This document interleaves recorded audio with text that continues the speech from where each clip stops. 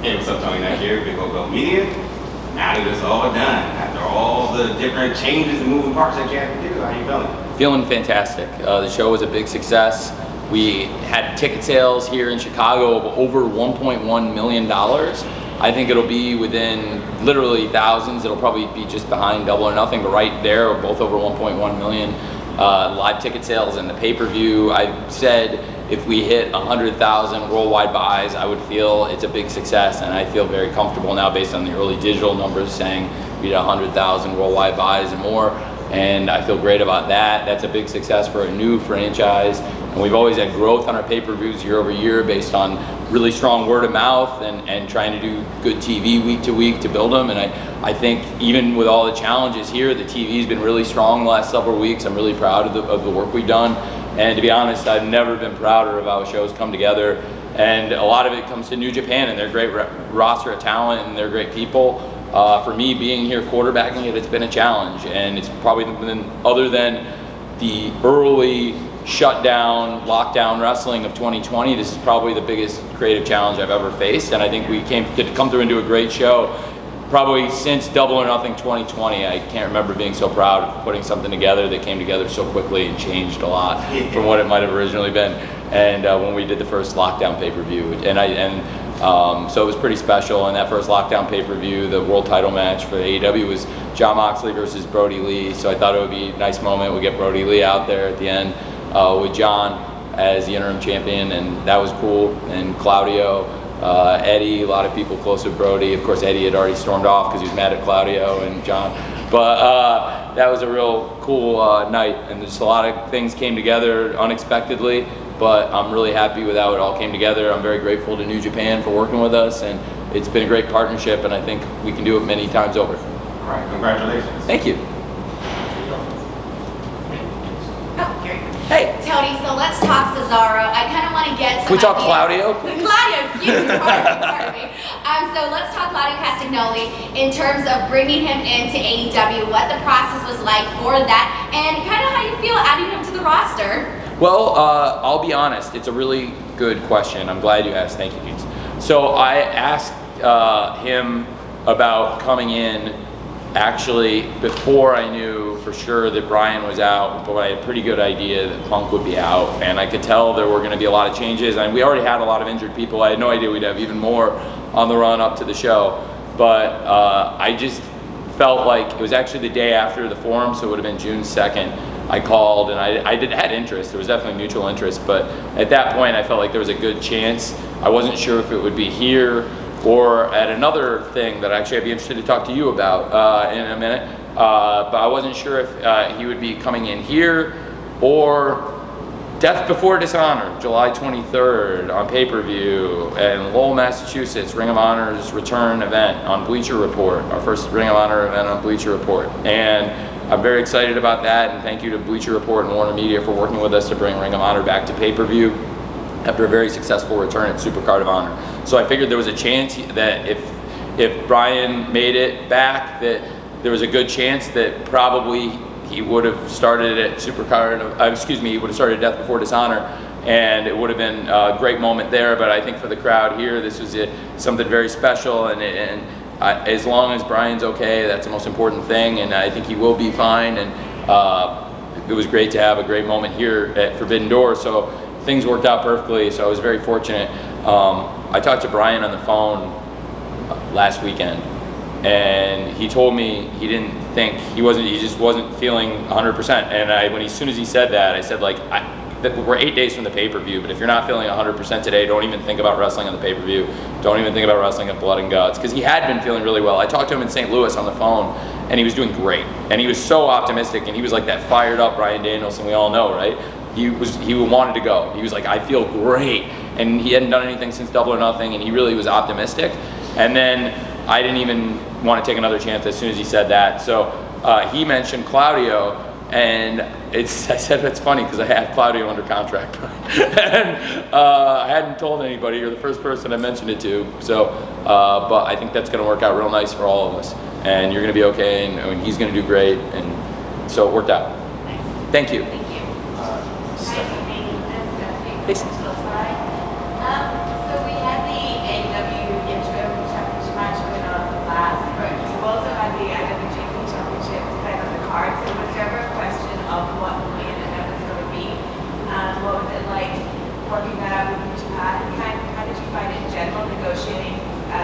finishes and would go over when together this part? It's a really good question. As many times now, but now that it's done, I've equated it to like a submarine movie where there's 2 missile keys. I think being on site, I think I've been like the captain, but I think I've had people working beside me that have had the same key and they can, veto power over stuff. So we put a lot of things in place here and quarterbacked it from here in America, but Ghetto had really valuable input. It's very gratifying to meet him in person because through the pandemic we built this partnership through our mutual friend Rocky Romero. Many great wrestlers have come in from New Japan Pro Wrestling, and why don't we pick up from there, and I will introduce you to the IWGP Steel Cage. Hey, so back to that. So it was really a cool experience getting into this together. There's probably nobody who could probably elaborate on it better than a person I've spent hundreds of hours on the phone with, who's standing at the back of the room, who also wrestled his ass off tonight and is a huge reason this came together, and that's Rocky Romero, who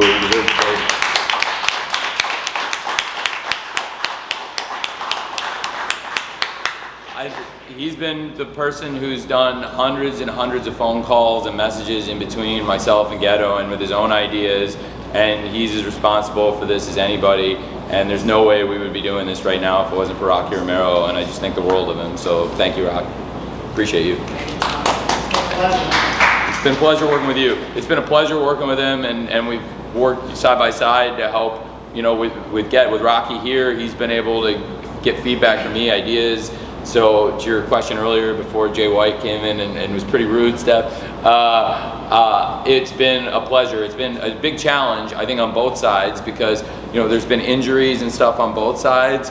When I finally met Ghetto last night, I don't think he'd mind me saying, he came in and he said, I'm sorry about the thing with Hiromu and some of the challenges. And I said, I'm sorry about CM Punk and Bryan Danielson not being here. But here, I think it's going to work out great. I think we're going to together have one of our best shows for either company, and I think it was. So I'm really proud of what we did. I'm proud of what they did, and we came together and we had a great night.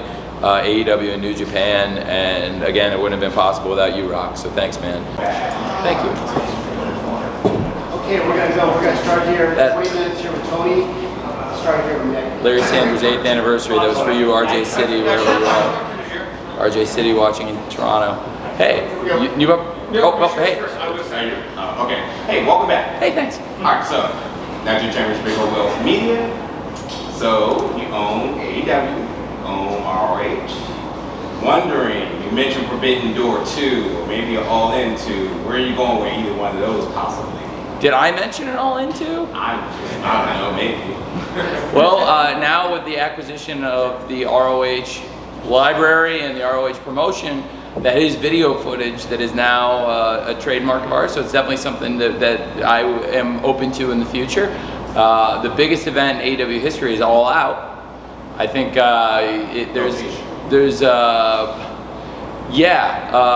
will get into that. We can get into that. Raph, I don't know if you want to. We've said September 4th. And September 4th. We'll have an announcement after July 4th holiday. We just got into Grand Slam, I think, announcing Grand Slam at Arthur Ashe tonight.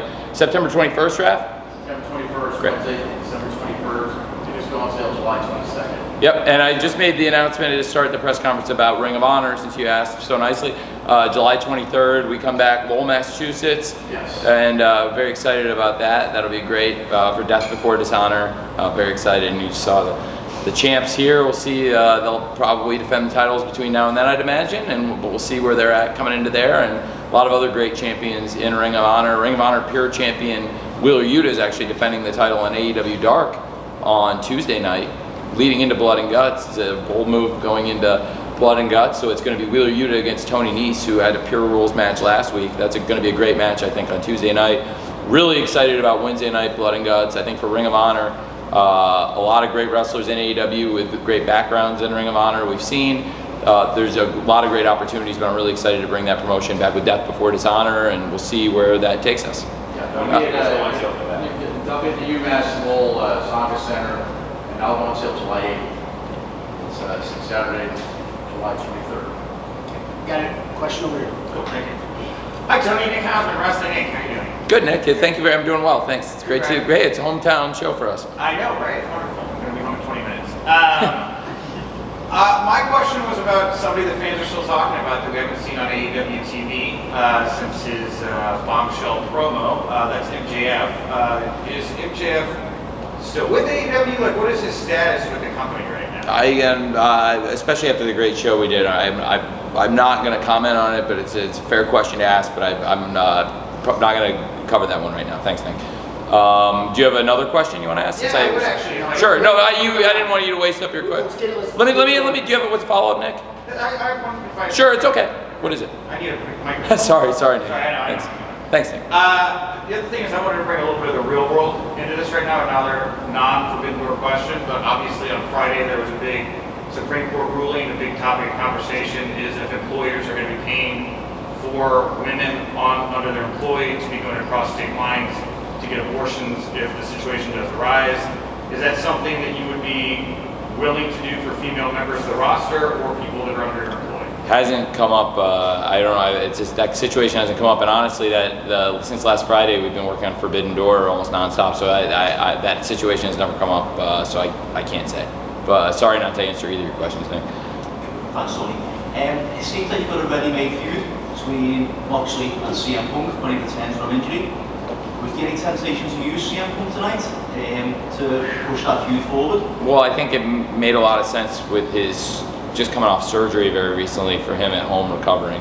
I thought it would be good for him to have a chance at home to recover. I didn't think it would make sense for him to come out and get physically involved in anything coming just off surgery. So that's really my call. I think it doesn't make any sense for CM Punk to come in here injured on just a couple weeks off an important surgery that is important for the whole company. And absolutely, we have something down the line now with a potential interim title match. Mox is going to defend the interim championship between now and then. So it certainly as it stands right now, would be CM Punk versus Jon Moxley for the undisputed AEW championship in a unification match.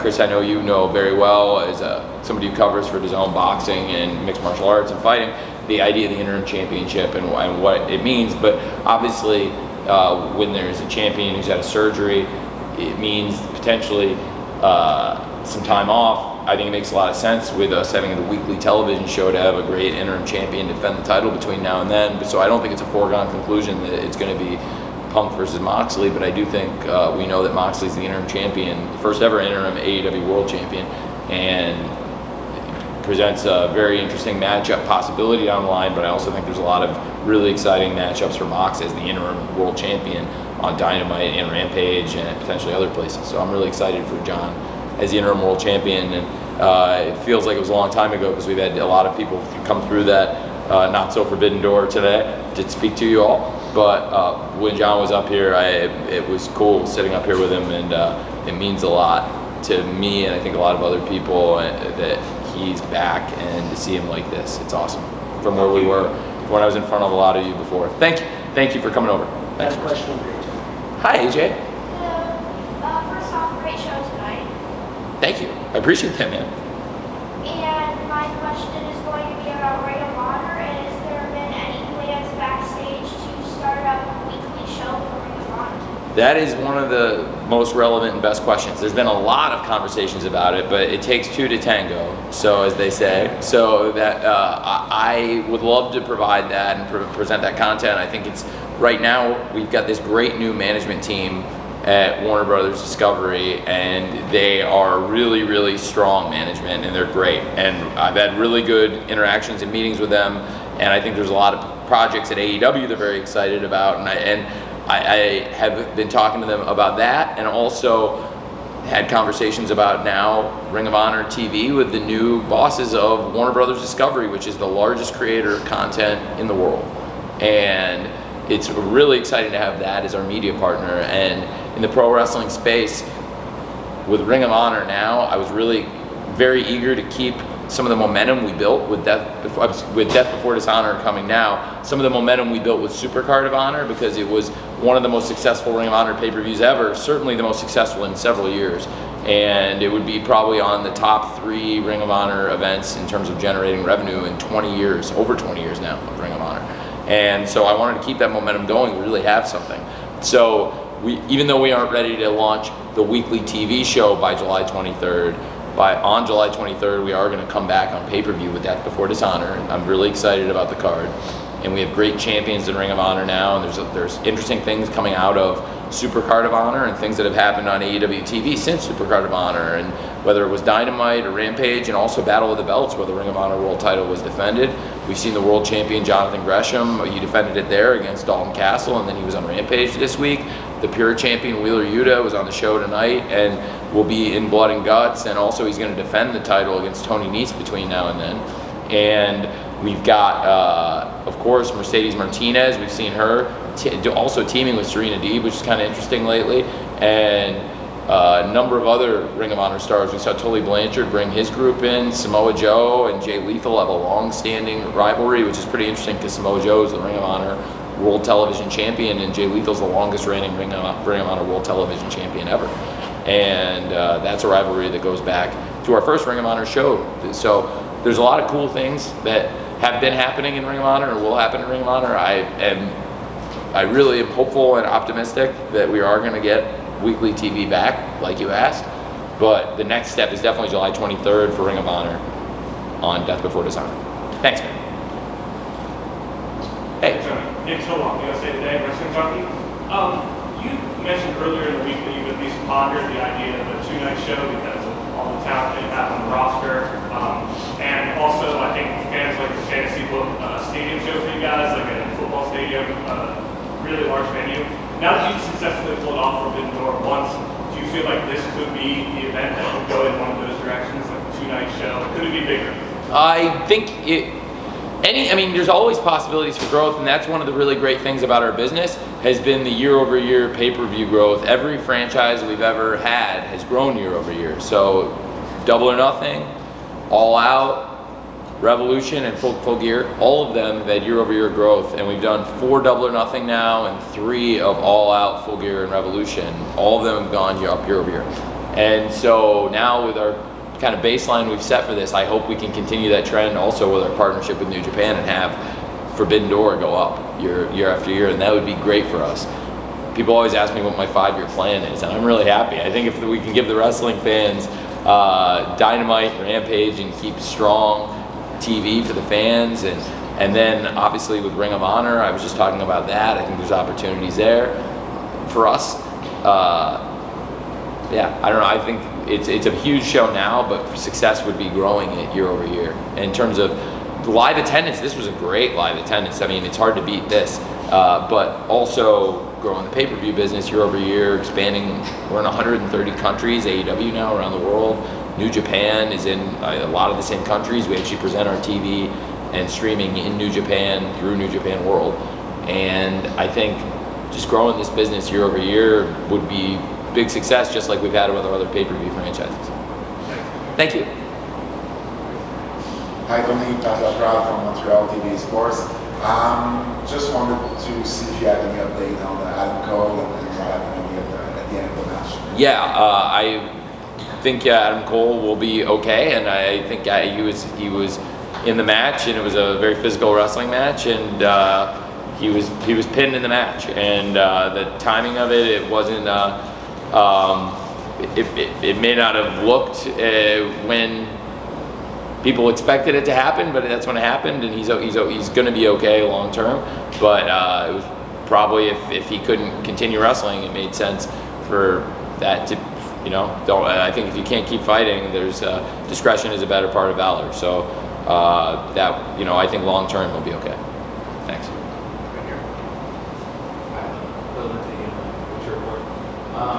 Tony and Lindros had a great match tonight. I know coming into the match that Tony had a lot of build around their time to start.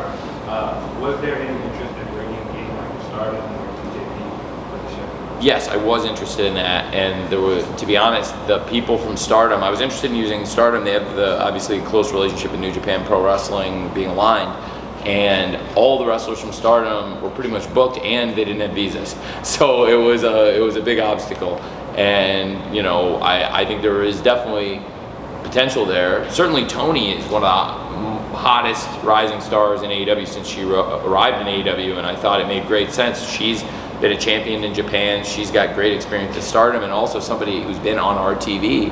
And it was a great match we could build to, and it was not a blood rivalry where they hate each other, but it was forged in mutual respect, and it was fought, fittingly enough, you just asked me about Ring of Honor, fought with honor, and it was a great wrestling match, and I think that was cool, and it made it different from some of the other blood feuds on the card, where it was, you know, where you see Jericho and Eddie that want to rip each other's head off, or where you had Mox and Tana, where it had been building for years and years, where it was clearly going to be the two of them someday on a big stage. This was different, but it was a rivalry out of respect, and so I thought Tony was a perfect choice, given who was on our TV, who was pushed, and also knowing that, you know, while it would have been another challenge in addition to many other challenges to take people from Stardom and get them over on our TV, I think it was possible to do it, absolutely, but the availability is the greatest ability of all in this business and most businesses, and in this case there was no availability. So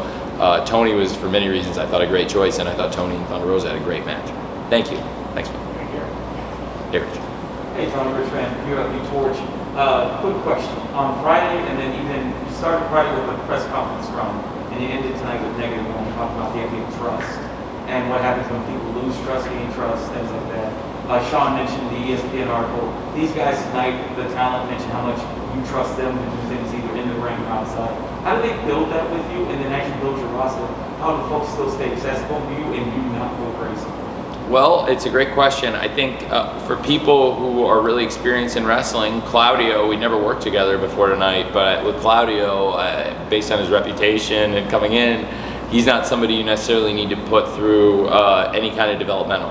And we've used AEW Dark for people we don't know that well. JJ's in the back. JJ's been seeing dozens and dozens of hours of AEW Dark live in Orlando, and there's other people here I know that have come occasionally the tapings in Orlando, but before that, for over a year, we operated out of Daly's place, and that operated really as a true developmental system, and there's a lot of people, like including the Acclaimed, who were singles wrestlers. Pat Buck trained them, and Pat Buck was working in WWE at the time, and I actually tried to get him to go up there, and I really wanted them to both stay, and it kind of forced my hand when they were threatened to go, and I was like, I like them both, I really need to do something to keep them. I had the idea of the Acclaimed for a long time. I saw Max rapping on Twitter. They were very capable on Dark, and then they got, if you remember, their first match was against Trent and Chuck, and it was like a tryout match with a new gimmick. The music was a little different. It was loud. It didn't quite, but it was enough. I saw enough there where I was like, okay, we're gonna do it. And then they went on probably like a 10-match winning streak after that, I think, winning matches on Dark, building up to build a record and building experience. And that was there, and the entrance got better and better. Max had really only, I think I only seen him do the rapping on Twitter and on social media. I'd never seen him do it as the entrance, so that was a new thing we put in. The idea of them as a team, even though they trained together.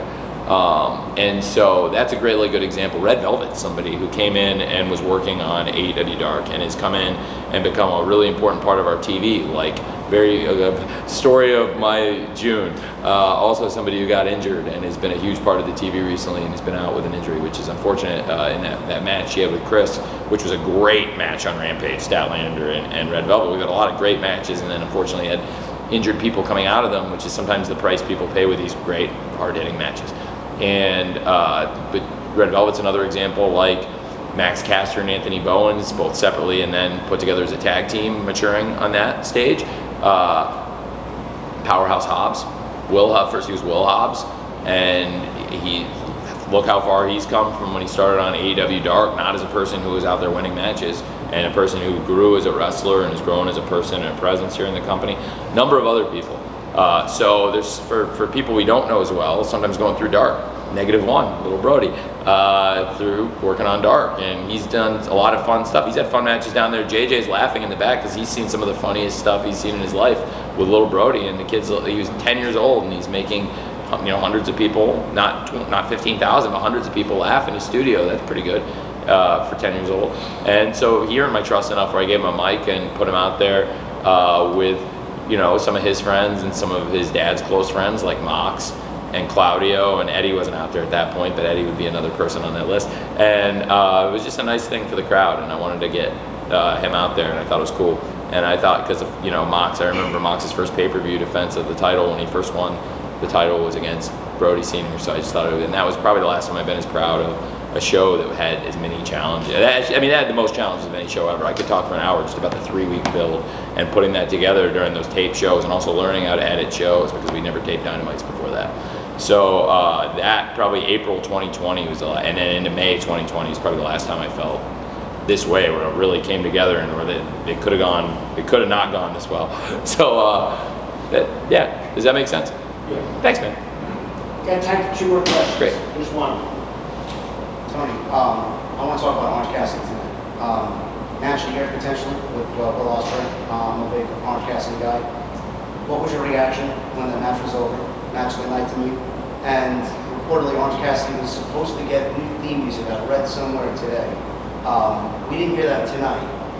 It's a huge part of the wrestler's package. Is that something that you decide on specifically, or is it something that you work with? Yeah, I decide on the music, but that is when I presented this song to him. So I pick a lot of the music and work with Mikey on who's gonna have what songs. I license music from outside sometimes, and generally I'm in charge of the music with Mikey, who oversees it and does an amazing job and has composed some amazing themes. But I work hand in hand with him on that stuff. Just like we talked about when I had a concept for the FTR theme, and they were in here, or Samoa Joe's, or even Adam Cole's. And Mikey's composed all these great themes. We have a good partnership going. And in this case, that's music that Orange Cassidy had used, the theme that is being rumored on the internet, for a long time. It's also why, unfortunately, like, I love the people backstage, and like, you know what's cool? There were like, I was just talking about Brody, I didn't mean to keep going to it, but there were like 100 people sitting in the stands in Daly's place when Amanda told us Brody was sick. I know there's a lot of new people here since then, but there were a lot of people here. And a lot of them are the same people, even though there's a lot of new faces, and nobody said a word. So when it's something life or death, you can trust the people backstage, but I've learned that like around like a lot of stuff is leaked. That like, it's like really shameful. And like, people shouldn't be doing it.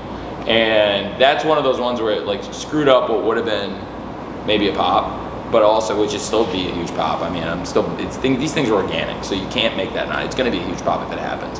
But like the fact that like it even came up is dumb. And like I said to Sean, which is like, I was like, okay, I mean, if you're gonna report it, I was surprised to read it, because I was like, I wonder why somebody leaked that, because like all it does is screw up a fun surprise for the fans. But it's like I told Sean, is I was like, we don't even have 100, I have, as I understand it, 97.5% of the rights. But in this case, that's 0. I mean, like, I might as well have 0. Like, we're real close. I've been told by the 2.5% right holder that they're gonna get back to us, and it seems like it'll probably happen. But like the fact that I'm even having to explain this, I think is ridiculous, and it's because somebody in the back like shouldn't have said what they said. And then I was surprised. I like Sean, but I was surprised to see that, and I told him, and I was like, because it's not true, and I never even got a chance to refute it. And like, I know Orange said he was gonna have something new, but technically that's not even something new. I think he meant the bell. So like, which he, came damn close to winning. And like I said to the announcers, and they did a great job integrating. Orange Cassidy is one of our best, most marketable stars. He's whether people of all ages love him. And on digital, when you look at AEW most watched digital videos on the YouTube channel, like probably 6 or 7 out of the top 10 involve him. And he's also a really awesome person. So if it does happen, if we do get the 100%, I'll be really happy, because that's something he brought to the table before he was here. There's been he's the AEW version of Orange Cassidy has really risen to prominence, and he was already a beloved independent star, but I think his presentation and what he's become here is very different.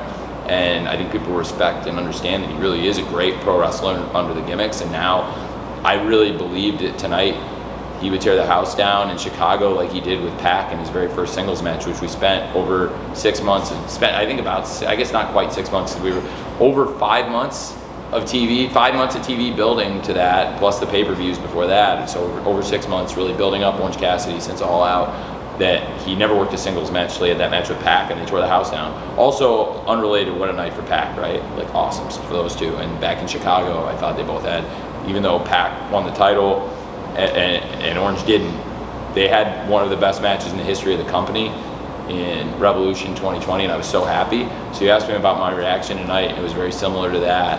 But now people weren't as surprised, because in Revolution 2020, people were like, they knew, I think people were interested in the match, and it was like kind of there was a lot of interest in the match, but I don't think people had the expectations yet of what he does. Now there's big expectations on his matches, and it delivered. And no surprise to me. I believe in him so much. I'm just really grateful he's back. It's good timing for us to get him back. So thanks for asking. Last question in the front row. I got the honor of going last. All right. So you talking about Claudio earlier mentioned that when you talked to Brian, you revealed to him that Claudio is already under contract. So that says to me that you already had kind of creative plans for Claudio that maybe got, and correct me if I'm wrong here, but that maybe got sidetracked a little bit. Well, I did. I had two plans, and what I was saying was I called him the day after Punk got hurt, and Brian was optimistic that he would be back, but I wasn't 100% sure. So there were a couple ways this could have gone, but certainly the idea that he might be at Forbidden Door and definitely it came up. But I think we were all hoping Brian was going to be here. Okay. So I guess going more forward with my question and talking about some of the challenges you encountered with Forbidden Door, with Punk getting hurt, with Brian getting hurt, and just a lot of the creative changes that have had to take place. My question is more so about your overall booking philosophy and how much things may have changed over the last really year for you. In that one of the things that AEW was really known for in the beginning was kind of long-term booking, and that's something that was very much committed. Whereas these days, you almost circumstantially can't do a lot of that, and there's been a lot of we get more announcements of matches like the day of Dynamite, for example, that we didn't get back in the early days. We used to end the Dynamite kind of knowing every match that was going into the following week. Do you feel like your booking philosophy has had to change a lot in the last year or so with things that have gone on, and how do you feel you can sustain that going forward? Yeah, I think that's a really good question, and I think it changed a lot when we went back on tour. Partially, one of the reasons that you used to know everything going in was because we would tape it the next day. So that wasn't like weren't at, but I think to most of the people who'd be watching this, people might have had an idea, but during the pandemic, when we were in Daly's place, it was live on Wednesday, and then we were taped on Thursday. So it was a very different cadence and style. And then also Thursday, like I would have had 12 days to put everything together by the time of the next show. So it was different, and it was really great. But what happened was the roster grew a lot in that time. We went back on the road. We continued to expand, and within basically when we went back on the road, that's when I knew as soon as the fans were back, I'd been sitting on this opportunity that really CM Punk wanted to come back to wrestling and wrestle for AEW when the fans came back. It was just a matter of when we go back on the road. And then once that happened, he and I got really serious. And then all of a sudden, Bryan Danielson and Adam Cole were up, and that led to All Out 2021. It's crazy that at the end of the summer, it will be a year since that, but right now is a year that we've been back on the road this week. Blood and Guts represents about a year back on the road, almost exactly. And it's been challenging with all the injuries, but I still look to long-term solutions, long-term ideas, long-term thoughts. And if you look like Moxley and Tanahashi, even though it wasn't the original plan for the show, that's a long-term story that had been going for years. And I was thinking long-term when I didn't want to do Mox and Tanahashi last summer. It was looking ahead because I realized there was probably a bigger platform than the show where it was proposed to happen in the parking lot of USC's football stadium. And so I thought there's a better place for this, and I'm going to be involved with AEW if that's going to happen, Mox and Tana. And that was, it came close. The winner of Archer and Moxley was going to defend against Tanahashi, and Lance Archer pulled out his biggest win ever in the Texas Death Match at Fyter Fest in Texas. And so I was saved by the bell. But I think that it was, like John said, it was for a reason. Like we held it back for a reason, and it all came together. And just like with Claudio, and he was a perfect guy at the perfect time, and he was somehow available. And like, what are the odds of that? Because when we started this company, imagine dealing with the people who are just injured right now. Like, look at the people when we started this company who are out. Not just here, but I mean, like, Kenny and Cody are both out. Imagine how we would have sustained that at the beginning. Like, Kenny and Cody being out. Like, we would have been screwed. And like, now you look at who's not at this pay-per-view with the list of stars, and we still were able to do, even with, you could headline any pay-per-view ever with a list of people that were out on this pay-per-view. And the roster's so deep compared to where we started that we were able to sustain it. And it's a credit to all those people from, that the list of people who are injured in pro wrestling right now, not just here, but like I mentioned, across, other companies with Ishii and Hiromu not being able to come here, and even WWE's got big stars, like I mentioned, who are out injured. And AEW's got the most prominent injured list probably in pro wrestling, but we've still got such a deep roster that they came together, and tonight's one of the best nights we've ever had. So long-term thinking, a lot of this has been long-term thinking, but it's like, moving from piece to piece. I kind of alluded to it on the media call, that originally Punk, I didn't even allude to it, I just told you guys, Punk was going to be in the trios match. It would have been Punk and FTR, right? Against Ospreay in the United Empire. It would have been totally different. Tanahashi wouldn't have been with Moxley. He wouldn't have been with the Blood and Guts people. He would have been with CM Punk if they'd wrestled, right? So I said on the media call, so imagine that. And then think about that like there would have been interaction with Tanahashi and Ospreay probably, right?